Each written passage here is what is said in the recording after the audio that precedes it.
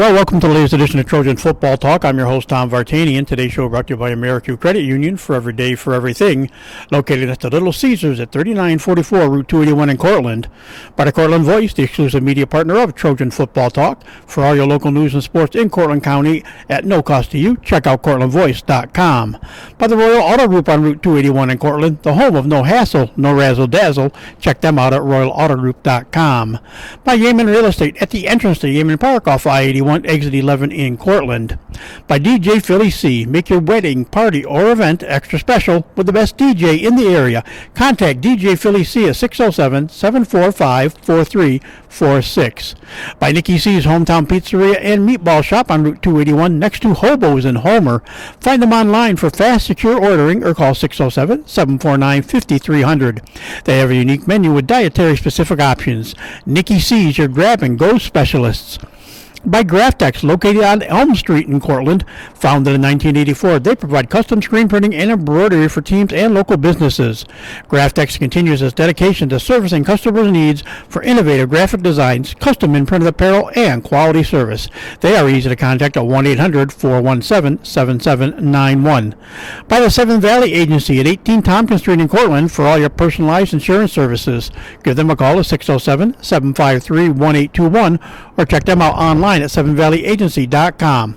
Seven Valley Agency, where your money matters, our advice counts. By Isaac Merker Studio, handling all your photographic needs in Central New York since 1982 at 74 Hamlin Street in Cortland. Give them a call at 607-756-0849 or check them out online at isaacmerker.com or on their Facebook page. By M&D Deli, located on Central Avenue in Cortland. Open Monday through Friday from 7 a.m. to 3 p.m. M&D has breakfast sandwiches, bakery items, and daily lunch specials. They are also available for catering. Check out their Facebook page for more information. Stop by or call 607-753-2GO, that's 753-8646, and look for their new food truck in the spring of 2022. By Crop Growers LLP, the first choice in crop insurance located in Homer. Contact KC Slade at 607-591-2460 for more information. And by the First National Bank of Dryden at 12 South Main Street in Homer. Safe, secure, and locally owned for all your banking needs. For more information, stop by, call 607-662-4179, or check them out online at drydenbank.com. Well, it's right around the corner. It'll be a 3 o'clock kickoff in the Carrier Dome. It'll be the Section 3 Class B championship game, and two teams that the experts predicted last year would meet in the finals. Then, of course, there was no playoffs last year. That didn't happen, but they're both good enough to get back and arrange that little matchup anyways. It'll be the home team will be the New Hartford Spartans. They are 9-0 on the season. Of course, and the Homer Trojans will be in the traditional white. I just say the traditional white in the dome because it always seems like Homer's in white at the dome, and they're coming with their 8-0 record, so it should be a great matchup. And we'll talk a little bit about this one a little bit, probably get a little bit more in depth this time because I got a few stats and stuff on New Hartford, so it'll be even more fun. But joining me, of course, again, Homer coach Gary Petsilik, and well, good morning, Gary, and just less than 48 hours away, it'll be a dome day. Well, listen, thanks for having me, Tom. Yeah. We're excited to get back. Like you said, these aren't the two teams that we're going to play. Go ahead. These aren't the two teams that are going to play. We're going to play in the spring or the 2020 season removed, but two teams that have battled all year, made sensible adjustments, found a way to stay undefeated, and this should be a great matchup. I mean, look at the last 2 weeks for us and our side of the bracket.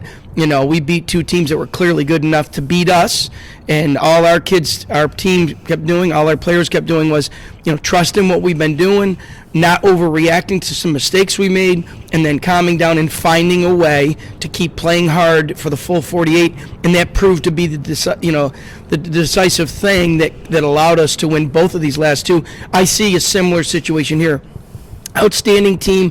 They may be as big as anybody we've played in strong, and got some real good athletes all over the field, not just in the skill positions. So their linemen are athletic, and so we'll have a tall task. But on the other hand, there's a reason we're both, between us, we're 17-0. So I hope we can deliver on making this one what it should be. And as we said, two teams, just one loss difference, or one win difference, I should say. 8 wins, 9 wins, and right. We all know all about that. the thing that makes this cool when you look at, people try to look at the game overall. You both have 6 common opponents this year. Right. I mean, they beat South Jefferson in their season opener 65-8, and then Homer beat South Jeff 61-6 later in the season. Then New Hartford won 48-6 over Cortland. Of course, Homer to 34-0 first half victory over Cortland. Both played Chittenango. New Hartford won 54-6. Homer won 61-14. Then it was a matchup of both played Central Valley Academy. Of course, Central Valley Academy on that BE side, they beat them 26-0, and Homer won 30-13. Then you throw in they only played Vernon Verona Cheryl once, and beat them 21-10. Homer actually beat them twice, 30-21 that week 2 game, and then last week in the Class B semifinal round, a 62-49 win at Homer in that game. Then the other common opponent was Syracuse Institute of Technology. They won 49-20, and this was our first round opponent in sectionals, and we won that one 30-13. Right. So I mean, and of course it would have been another common opponent, West Hill, if we had both played West Hill. But just for for their purposes, they beat West Hill 54-0, and So I mean, so that's so you can people can look at scores and say, well, yeah, the scores are kind of similar. So I mean, so that's what a lot of people look at. Scores are similar, and but so it makes it interesting that you guys have pretty much done the same. The thing. old on paper, right? Yep. And people who follow, pay attention, the news media, the reporters who care about high school football, they're going to say, look at those scores. They're very similar. I think everyone understands that. Just the fact that we were losing to VVS actually both times at halftime by 7 in the game 2 week, and then by 2 at halftime at our place in the playoffs, whereas New Hartford was beating VVS at halftime. That was the difference in the seeding process. Again, didn't change the tournament at all, because all the matchups would have been same whether we were on 1 seed and they were 2. Everybody still would have played the same schools they played, the way they seat the bracket. But what happened was, that point differential at halftime gave them the number 1 slot, and it gives them their choice of home uniform in the finals if we both got there, which we did. And it's a split officiating crew like it always is in the semis and the finals. So they'll have 3 of the 5 officials from the Mohawk Valley chapter, 2 of the 5 will be from the Syracuse chapter. So, and again, that shouldn't make a significant difference. The reality is the officials, I love it when we go to the game because they feel great. They're excited that they're in that dome, and they got all their officiating buddies that are going to be busting their chops or critiquing them if they make mistakes. So everybody's really on their best that day. They really want to show the world they love what they're doing, and they're doing it right. So again, not a significant difference to be seen much anywhere. We're both. It's funny. Last week's game 62-49 for Homer over VVS. Somebody said arena football. I go, well, half of it. They threw the ball a little bit more effectively than we did with the 12 or 14 or whatever they were. But it wasn't traditional arena football because, we scored 62 by running the football. Yeah. and so we're both run-driven teams. Not that they can't pass. They've switched quarterbacks. A young man named Gabe Spatto was the quarterback early in the season, and now their starter the last half has been this Dominic Ambrose, number 7. And they can throw the ball effectively, but they've rushed for over 2,000 yards this year. We've rushed for nearly 3,000 yards this year. I think total yardage, we're not that far apart. So there's a lot there that says these two teams can score points and find a way to score points. And they've done a little better job against a couple of the teams that we have in common when it comes to shutting that other team down. So it'll come down to us just playing our best, playing our hardest, and this one definitely should be a thriller. And like you say, quarterback numbers are. It's funny how close quarterback numbers are. Dominic Ambrose, since he's been the starter, is 21 for 36 for 350 yards and threw 6 touchdowns, 1 interception. Jake Calabro has been the starter all year. 27 for 45, 400 yards, 5 touchdowns, 2 interceptions. Right. So I mean, their combined total passing yardage with their other 3 quarterbacks that have done some throwing 579, Homer at 408, just because, like you said, Homer has been more run-oriented. But, right. I mean, it's 2 quarterbacks on paper, very equal.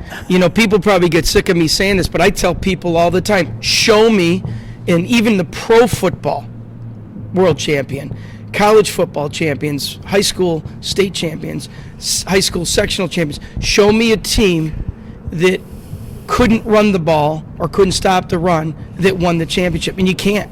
I think back to Greg Paulus playing for CBA and how they were having trouble with New Rochelle in the Dome. And Ray Rice unfortunately broke his collarbone in the game in the first half, and we teased CBA's head coach Joe Casamano, and I were in the same league through those years for a couple of years. And he said, yeah, we came out, played Homer football in the second half, lined up in the eye, had Greg hand the ball off and used play action, and we, and they turned the game around and ended up winning against New Rochelle, and that was a very impressive, thing. But you got to be able. That doesn't mean you can't give up points. I mean, we didn't give up points per se in the run game, and we got beat in the pass a couple times.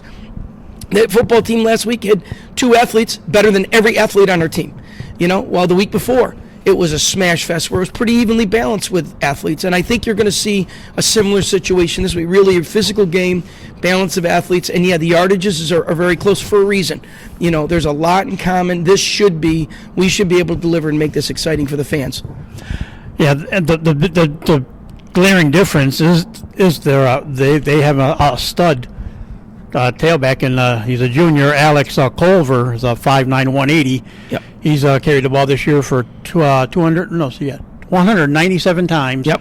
For 1,714 yards and 22 touchdowns. He is the feature back. Yes. Whereas Homer's feature back was Logan Peck. Got hurt 2 games into the season. Ends up with right now with 391 yards. But then you just you throw on another 2-headed monster called Sam Sorensen and David Morris, and as we said, David leads the team rushing right now, 72 carries for 729 yards, and Sam 76 carries for 724 yards, and Sam's rushed for 16 touchdowns, David 10.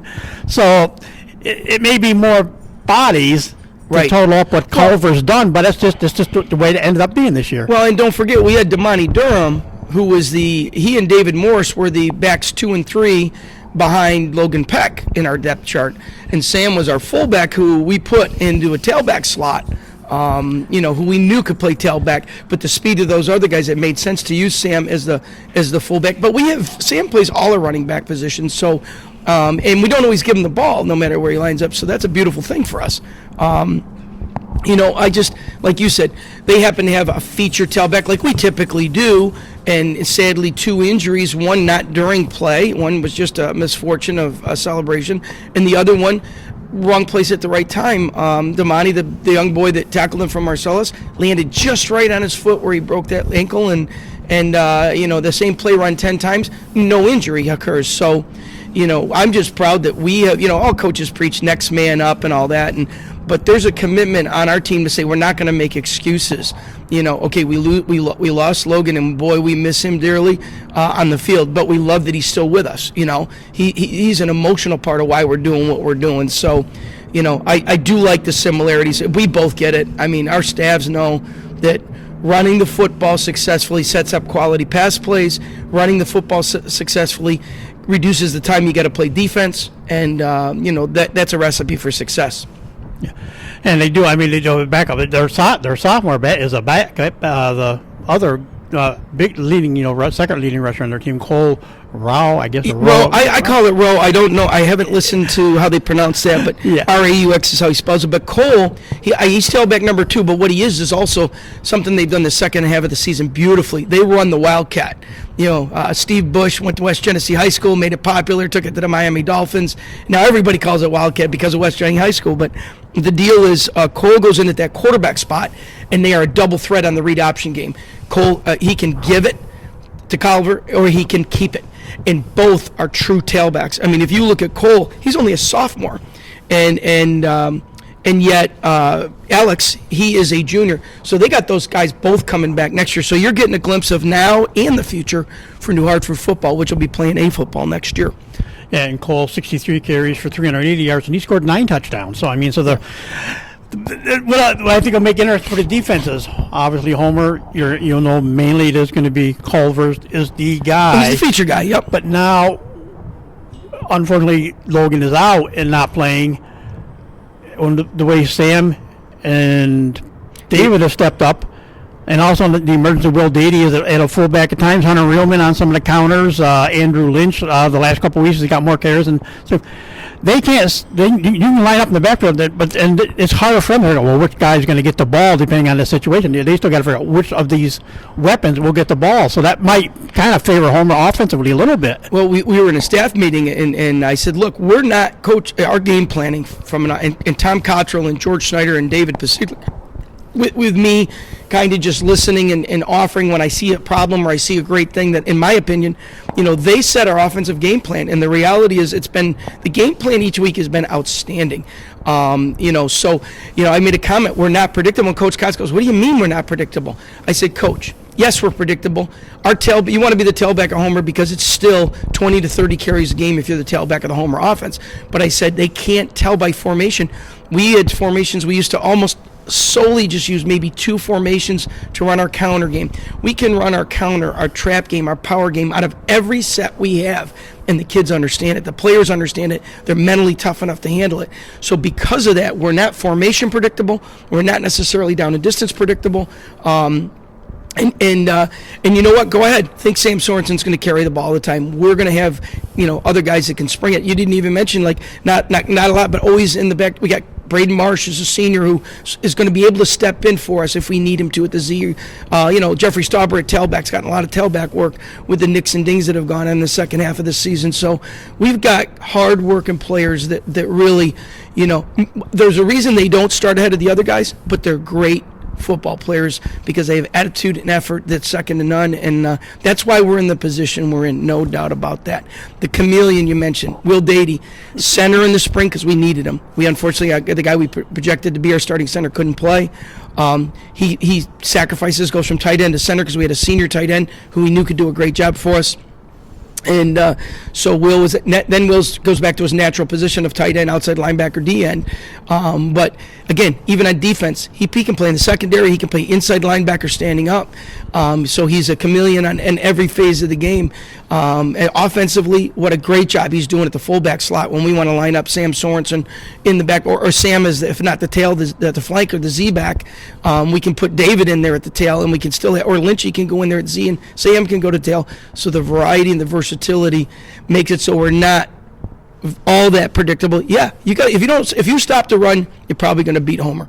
If you don't stop our run consistently, you're going to struggle to beat Homer. It's really pretty simple. I know one of the keys, obviously, all of this being successful on both sides of the ball is the line, and we know the success Homer's had this year. It's pretty much been the 5. I mean, it's changed a little bit, but not a lot. But the starting 5 has pretty much been the starting 5 for Homer all year.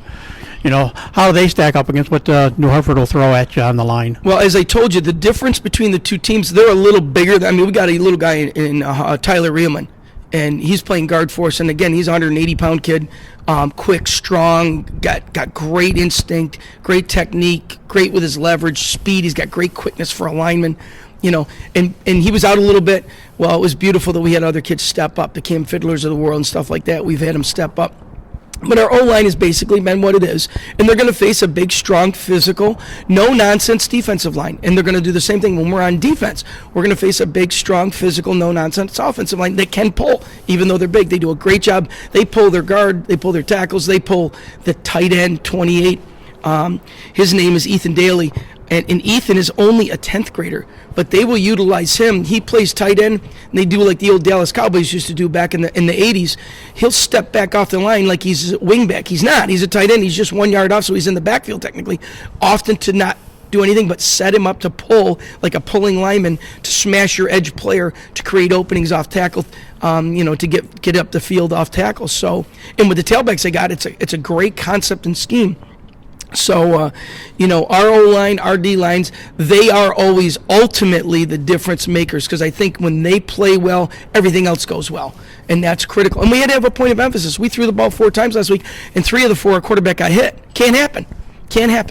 And all 3 were because we made mental mistakes we normally don't make, and we tell guys, hey, if everybody knows we're a run team, everybody knows we're a play-action team, that means every pass play that's a play-action needs to look like a running play.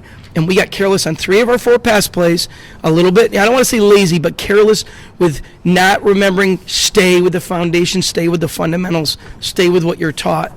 And we worked hard on that this week, so hopefully we'll see improvement there. Defensively, New Hartford, in a lot of ways, it's kind of like Homer, other than the fact that they do have a standout linebacker and a senior, John Davis. He's got 83 tackles. Yep. But after you go out of that, you've got Logan Bannock with 47 tackles.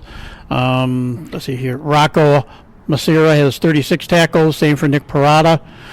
28 tackles by Joseph Sekula. Yep. Then you got a guy with 51 tackles and Tommy Vigliano. Vitagliano. He was only a sophomore. He's a sophomore. Yeah, I mean, they've got some. This is why their JV team struggled this year. If you look at this roster, multiple freshmen and sophomores on here. Number 68 for them, his name is Wilkinson Joseph. He's a freshman, and he plays defensive line on the strong side of the offense, the side they think you're going to power run. And he has basically one assignment.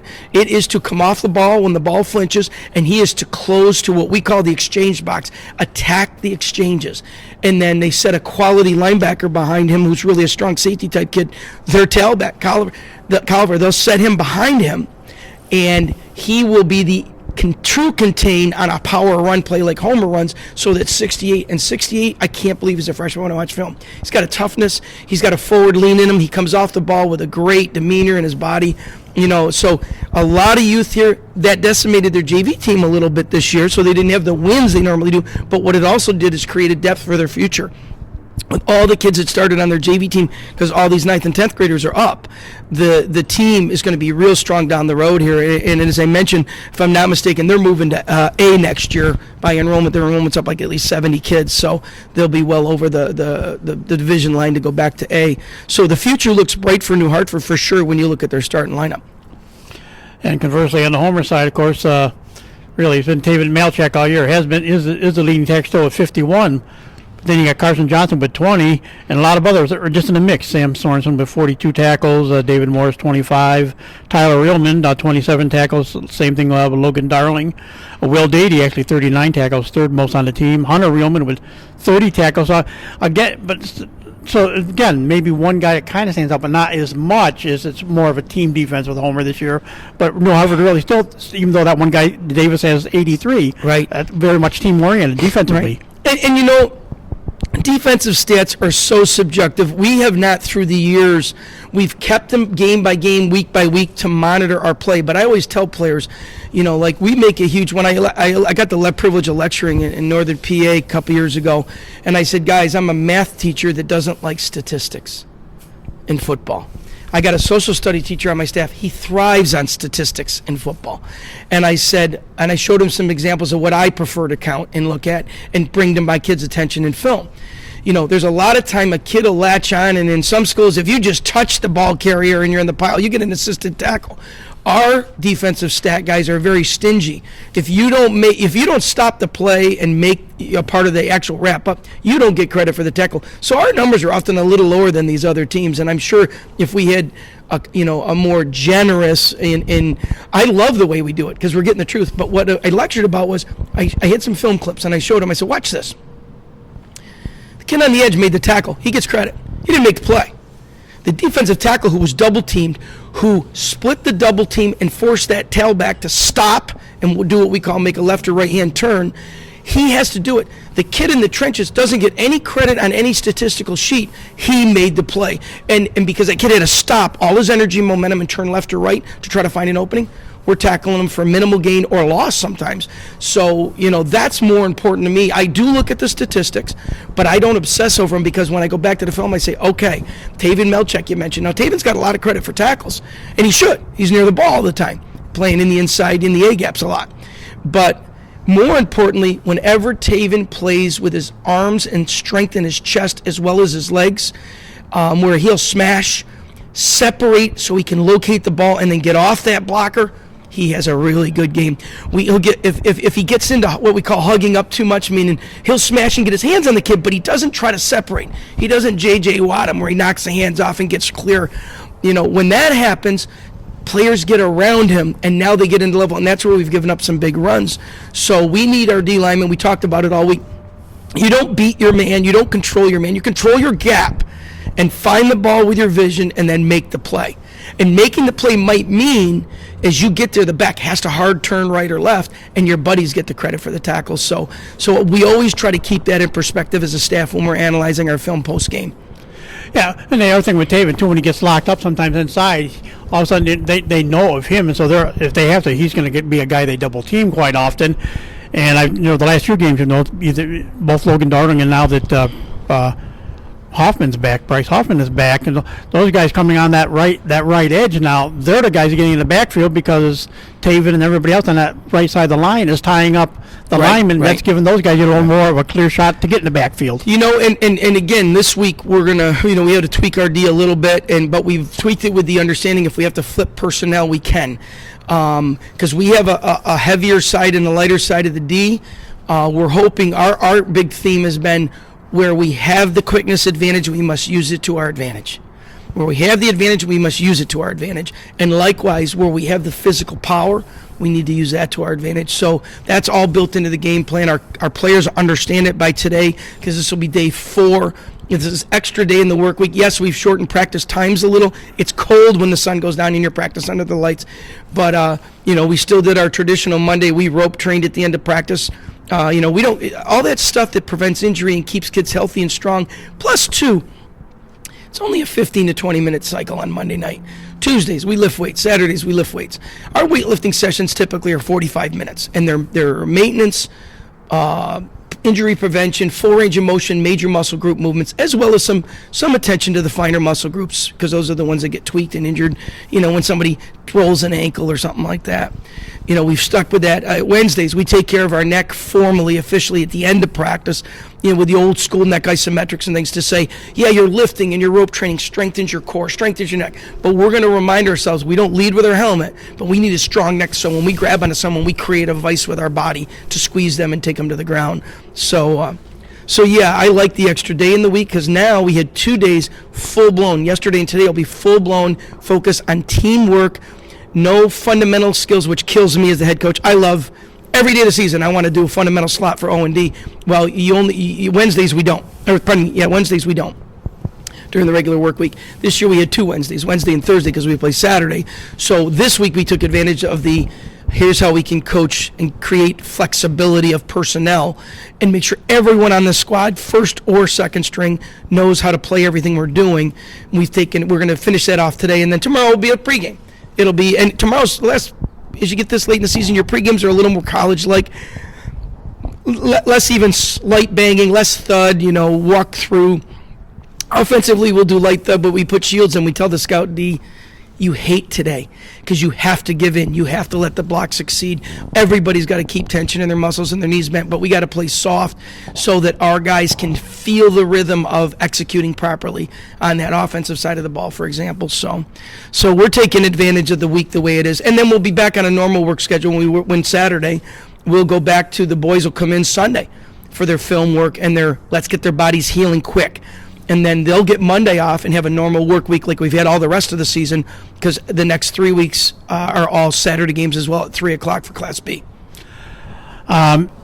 Obviously, as we know, Logan and DeMonte not playing. Of course, they are out. The one question mark kind of after coming out of last week's game was David Morris. Yep. He did concussion and stuff. Do you have an update? Will David be able to play? Yeah, this is, again, you play on a Friday night and then you don't play till Saturday. We are, I love that our state was way ahead of the country in the concussion protocol concept. So we actually piloted programs before anything was adopted nationally. And the system we follow in New York is stricter than the national requirements. So David is on track to be eligible to go full live on Friday of this week and Saturday as well. His training he has felt good. He actually went on a college visit with only like 3.5, 4 hours sleep. His dad drove. I said, don't let him drive. And he said, no, we're all going as a family he visited Hartford State last week because they have an academic program he's interested in, and he's going to try and be a football player there as well. So he was, other than being tired, Coach, he said, I felt great. He ate like a young teenager would eat, triple stack burger and fries and the chicken thing, so knock on wood, he's feeling good, doing well. The doctor that evaluated him was very happy with what he saw, but he said, we're going to, even when it's maybe not, we assume it is, and that way we go through the protocol. So David should be a go for Saturday. We're excited for him and us. Right. And obviously, it's going to be, I'll do this first. Why don't we talk about, as far as the goals, what are the goals Homer's got to do this week, to get that sixth sectional title? Well, again, we as a group, we have got to maintain our focus when it comes to what we were taught. It seems like, and that's been the beautiful thing this year, a lot of our halftime adjustment discussion, and it's not necessarily all the players, but a key player or two will get careless, or, geez, he's getting beat a little bit on every down. He's got a kid over him that's a little more gifted than him. And then they don't panic, but they resort to not doing what they were taught, not using technique that we were drilled in preseason and during the season. And for us, fortunately, you can say all the terminology that we use consistently, from even the youth are trying to use what we're using, all the way to our varsity, with a couple of just fundamental terms. Boom. You're not man control. You're not beating your man. You're gap control. And they go, oh, yeah. Think of the drill work we did where they were double teaming me, or it looks like they're going to double team me, and then they down block me. What do I do? And so for us, that'll be key. Play the way we were taught so that we can react to the other team on any phase of the game the right way. Give yourself the chance to make the play by doing it the right way. And the only other thing is we really preach our communication has been something that's been special, and I think given us an edge, especially in the last 20 years, where on the offensive line, the communication, the patience of assistant coach Pasidlik, unlike his dad, who's that stereotypical Napoleonic Energizer bunny everybody describes me as, in a positive way, but he's very astute. He's very he's not monotone, but he's very business oriented. Like, look, tell me what you saw, rather than tell the kid, like, I'll jump in and say, here, you blew it, right? Here's what you got to do to get right. He'll say, let's tell me what you saw, and he'll coach our linemen. They'll say, Coach, I really believe that MAC linebacker was coming B gap. I believe they were going to twist by the way his tension was in his body and the way he was leaning. And what happened is I anticipated that, thinking I'm going to have to take the D lineman, and he did the exact opposite. He stuck his foot in the ground, came back through the A gap. Now, that's all a vision thing where you have to know, if we're in a combo call, for example, you blow up the D lineman and you can never let him make a tackle. Now, if the D lineman, we don't come off of people. That's one thing I had to teach my assistants. Don't teach kids to come off the first guy they hit. No, if the kid disappears, go blow up the linebacker. And so Coach P will ask the question, and the kid will go, we get on a sled every Monday. What do? Vision through the armpit of the dummy. We got dummies on our sled that look like people. So when you smash that kid and you start to fight with him, you got to fight to get your eyes through that armpit so you can see level 2. And you got to know pre-snap, where could it come from? And so that'll be huge for us. Can we adjust constantly like we seem to do without overreaction? If we do that, that gives us a great shot. Everybody saw the importance of special teams. And it was like, 30-some seconds, VVS scored 2 touchdowns last week before half to take a lead of 2 points. We were up by 2 scores, and they took the lead. But the critical moment was they recovered that open area kick. Well, guess what happened in the fourth quarter? We scored 22 points because it starts with that open area kick. We out-hustle them, we recover it. New Hartford and Homer and the special teams look so much alike, it's crazy. Kick return most of the time looks just like ours. Their punt game, they're in a double slot, we're in a double pro, but they've shown the other, double pro look. But very similar game. Kickoff, they tend to show a kicker that doesn't get it to the end zone. He can kick farther than our kickers, but not. So they do what we do. They open area kick a lot, and they're constantly a threat to do the onside surprise, which really isn't a surprise if you're coaching as long as we have. But, people call it knockout, where you try to time it so as the ball gets 10, you block their closest players, and you have someone on your team designated to recover the ball. They're doing the same thing in their kicking game we're trying to do all the time. So special teams, that's that third of the game that usually dictates more than half the results. You and I know. I tell everybody, watch what's happened all season. Logan Peck running the kickoff back against VVS. Critical. So the beauty of special teams is something that will I think make a huge difference in the result of this game. One stat I want you to go over. We talked about it after I did the blue collar guys the other day. Will Dady and Noah Young. I said, boy, it's been that good. I didn't realize it was that good a record. Homer's got a very nice record in the Dome. Oh, yeah, we've been fortunate. I mean, we've been in the Dome. We have won 5 sectional titles out of the 6 title games we've played. Was it 16, I believe we lost. But, we've been very, very fortunate. We've been there 6 times. We've won 5 of the 6 championships. And we got the honor of playing in the Kickoff Classic twice against Whitney Point out of Section 4 one year, and then against Phoenix, following the tragedy that occurred after our game the year before. Phoenix had not made the playoffs ever in school history, so the Kickoff Classic will often try to grab teams that haven't advanced to the playoffs or have never been to the Dome. And Phoenix said, Homer, do you mind playing us in the Dome rather than at Phoenix? And, of course, we said, no, we don't mind at all. So we've really played well in the Carrier Dome. And you know what? We've had good teams. When you go and have good teams, of course you're going to probably play pretty well.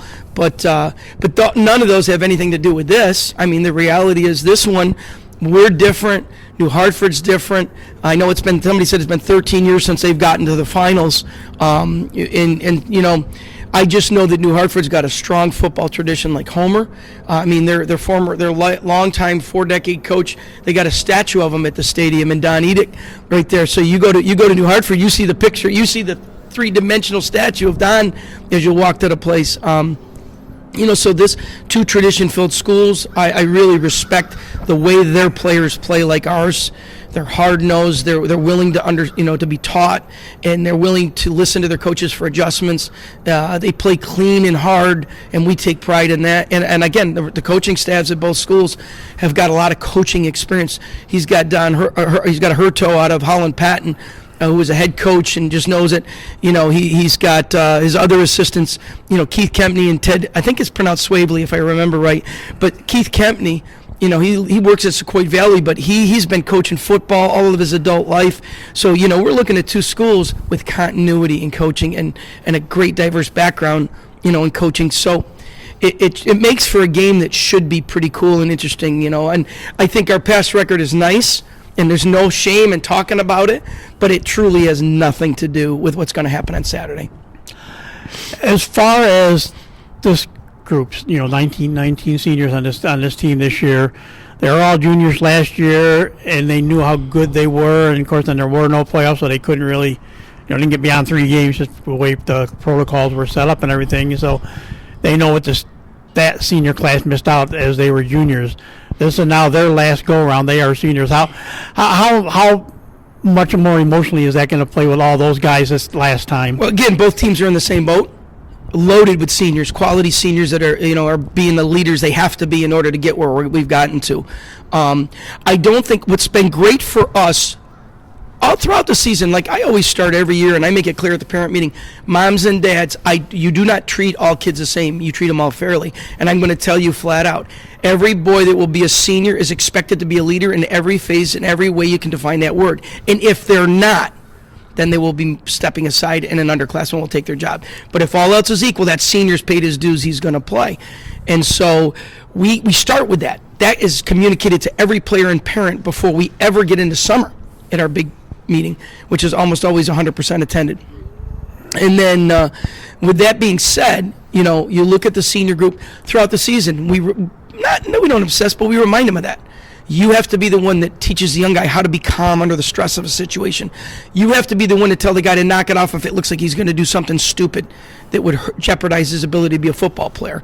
And you do it in a mature way. You don't do it like a bully way. You don't do it, we make the seniors work with freshmen in the offseason so the freshmen aren't scared to death when they come up, because they're going to be scared anyways. But there's none of this old mindset of hazing. We are in this together. Your future is what's going to make us good this year. And so I think we're going to see that. And through the playoffs, the senior class, Coach Wooden, we always say he sees the game through the eyes of a player. He feels the game, the way he talks to our kids. I always let him be the last speaker before we leave the locker room, because the sincere emotion of the love of this game as a player comes through when he's talking to our boys. And so because of that, we have gone through this whole playoff understanding, guys, this may be it. Don't let that be a negative nervous. Make that a positive nervousness. And that was one of my theme phrases in the spring. Positive nervousness. We don't care if we play at 3 in the afternoon. We'll play at midnight. We don't care when we'll play. We're not going to make excuses. We don't care if we got to warm up on the bus. We'll figure it out. But what we're going to do is the minute the ball's kicked off, be a good teammate, and here's how you do it. You give your best effort every down of the game. And if we get beat, that's okay. But you give your best effort, and then with the wisdom and the thoughts and the emotions that guys like Jim share, the seniors have a good handle on their emotions. They do. The seniors are going to be thrilled. Like you said, this senior class, they haven't been in the Dome. So whether New Hartford's not been in the finals 13 years or not, their senior class hasn't been in the Dome either. So that'll be all. That's a wash. That's equal. So I think that the emotion, both teams have proved they can handle the intensity of the emotion, and I think the senior leadership is why both teams are here. And obviously, we talked about how tough Class B football is in Section 3 between the B East and the B West and everything. And obviously, because the last set of rankings that came out before, because football, they don't change the ranking once the playoffs start. They pretty much stay right through the sectional finals and everything. And I think Homer is still number 2, and New Hartford's like 4 or 5. So you've got 2 Section 3 Class B teams in the top 5 in the state meeting in what, if you go by real things, should be playing like in a state semifinal almost. But here are two of the top teams in the Class B in the state playing for a sectional title. You look at the history. It was Hornell for a while in B. Now they're back down in lower enrollment. It was Shenango Forks. It's been Maine Edwell who came down from A to B and is kind of stuck in B for a while. It seems like the Section 4 has had a little hand up, and they have, on the Section 3 teams. And we were like, what are we doing wrong? What are we doing different? And we were having lunch at a conference, and we were chatting with some of the Section 4 coaches, and they said, you know what I think it is?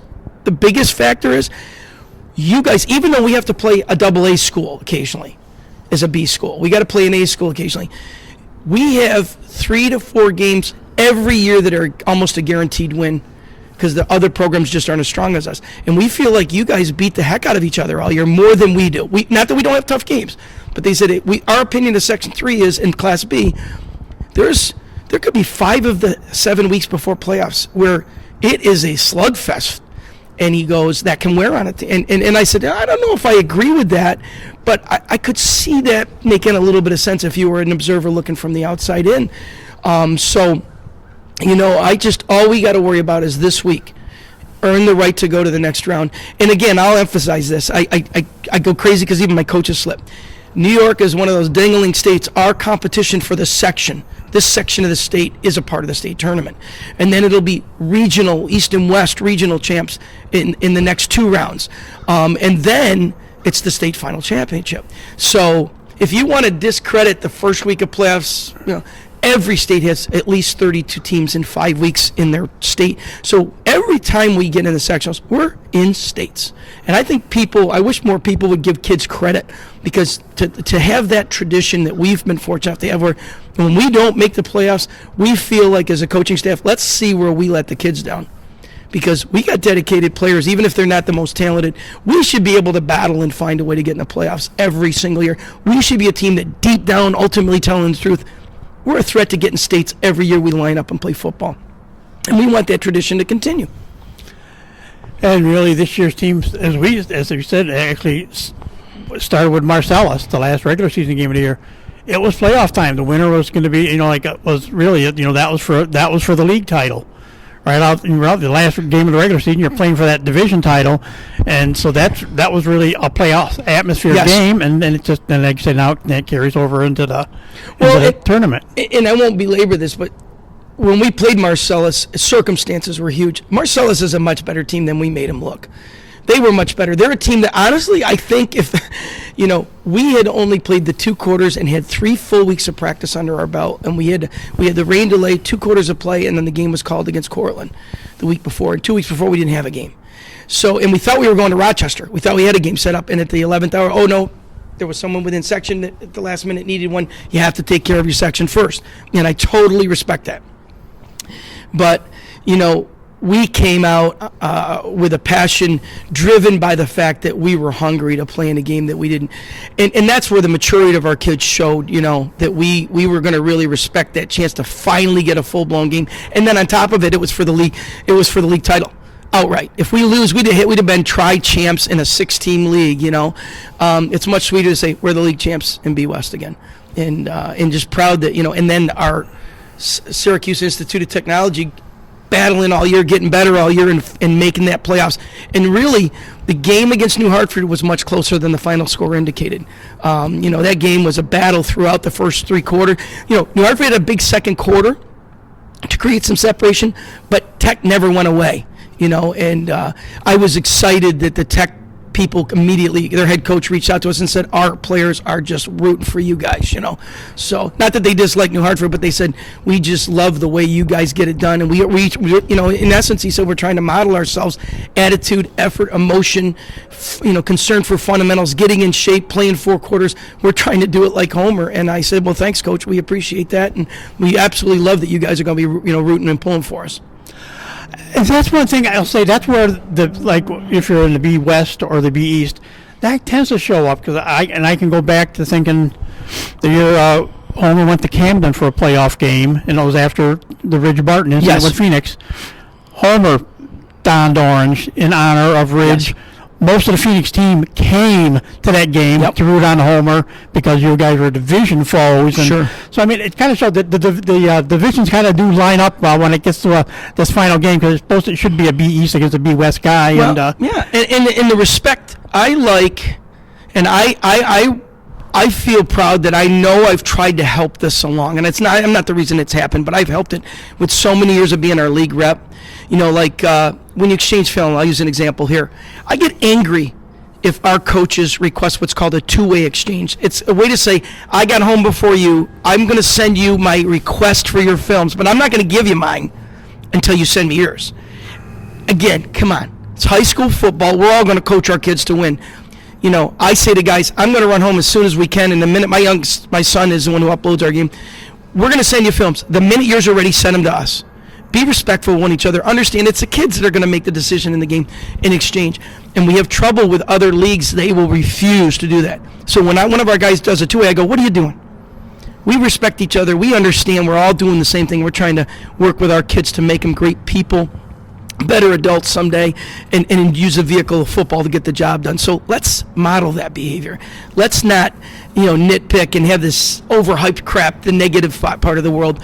And I do feel lucky that our division, as a rule, no matter who it is, tends to root for us if they're not playing us. And that's a cool thing, and I feel fortunate. And I remind our players of that, that your efforts as players is why the other schools want to root for you when you're in the playoffs. They respect how hard you play without being dirty, without being cheap, how you tackle clean, how we were way ahead of that. We were literally almost 20 years ahead of that curve. And so I find that as pleasurable as any win we get. And of course, I'll just throw this in there because it's fun. Because I'm sure there'll be some people that'll try to pull off this doubleheader this weekend. It's the Cortland area Super Bowl weekend. Yes. Really, you've got the noon kickoffs. Ithaca College and Cortland State played each other at noon, and then of course Homer plays at 3:00. So I'm sure there'll be a few people that'll maybe try to do the doubleheader. I'm not going to try it, or some other people. But either way, the Homer community. This will be one of those weekends where the Homer community is going to be so out in force because they always seem. That's all of a sudden you start seeing people that maybe I remember it sometimes when a couple times I did get on the sidelines when I was covering the team, but most of the time I'm in the press box where they don't mind. But all of a sudden you see people are Homer people, but you haven't really seen them all year. But everybody, they all come to the Dome to support this Homer football team when they play. Well, you get to go see an exciting game and you stay dry. And you might need a jacket, but you stay dry, and it's comfortable temps. But what's really nice is they want to be a part of it. They want to be a part of it as a spectator or a former player or just a I love the number of people that go to our games that never had a son go through and play football, ever. And they come to all of our games, not just the playoff games. That is such a cool feeling. There was a gentleman who lived up in Preble, I believe. Might have even his kids might have gone to Tully, worked for NIMO years ago, which became National Grid. He never missed a Homer game. And I wouldn't have known that, but my father-in-law worked with him. And he said, yeah, I've always gone to the Homer games through the years. And so, we're fortunate, and I tell our players, we're fortunate to have people who want to support us, who want to come just let the rest of the world go away for a couple hours and enjoy, players playing their tail off trying to win a football game. So you're right, you're going to see it. As far as the doubleheader, I did have a couple guys in the news media say they're going to attempt, I know like from the Cortland Voice, for example, they're going to go to the Cortica Jug, and they said, obviously we're going to be a little late, but we're going to get to the Carrier Dome so we can catch the second half, in the worst scenario, the second half of the Homer game. So I'm excited that people want to do that, and they're making their job more difficult, but it's because they want to see it, they want to be a part of it. So we're very fortunate. Well, Coach, we want to wish Homer the best of luck this weekend. We said 3 o'clock kickoff in the Carrier Dome, New Hartford against Homer for the Section 3 Class B Championship. So best of luck to the Trojans, and we'll see you in the Dome on Saturday. Thanks a million, Tom, and thanks for everything you do for us. And that'll do it for this edition of Trojan Football Talk. Today's show brought to you by American Credit Union, for every day, for everything. Located at the Little Caesars at 3944 Route 281 in Cortland. By the Cortland Voice, the exclusive media partner of Trojan Football Talk. For all your local news and sports in Cortland County at no cost to you, check out CortlandVoice.com. By the Royal Auto Group on Route 281 in Cortland, the home of no hassle, no razzle-dazzle. Check them out at RoyalAutoGroup.com. By Yemen Real Estate at the entrance to Yemen Park off I-81, exit 11 in Cortland. By DJ Philly C. Make your wedding, party, or event extra special with the best DJ in the area. Contact DJ Philly C at 607-745-4346. By Nikki C's Hometown Pizzeria and Meatball Shop on Route 281 next to Hobo's in Homer. Find them online for fast, secure ordering or call 607-749-5300. They have a unique menu with dietary-specific options. Nikki C's, your grab-and-go specialists. By Graftex, located on Elm Street in Cortland. Founded in 1984, they provide custom screen printing and embroidery for teams and local businesses. Graftex continues its dedication to servicing customers' needs for innovative graphic designs, custom and printed apparel, and quality service. They are easy to contact at 1-800-417-7791. By Seven Valley Agency at 18 Tompkins Street in Cortland for all your personalized insurance services. Give them a call at 607-753-1821 or check them out online at sevenvalleyagency.com. Seven Valley Agency, where your money matters, our advice counts. By Isaac Merker Studio, handling all your photographic needs in Central New York since 1982 at 74 Hamlin Street in Cortland. Give them a call at 607-756-0849 or check them out online at isaacmerker.com or on their Facebook page. By M&D Deli, located on Central Avenue in Cortland, open Monday through Friday from 7 a.m. to 3 p.m. M&D has breakfast sandwiches, bakery items, and daily lunch specials. They are also available for catering.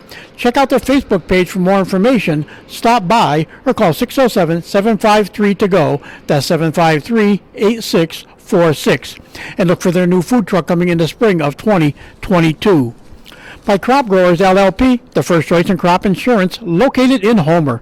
Contact KC Slade at 607-591-2460 for more information.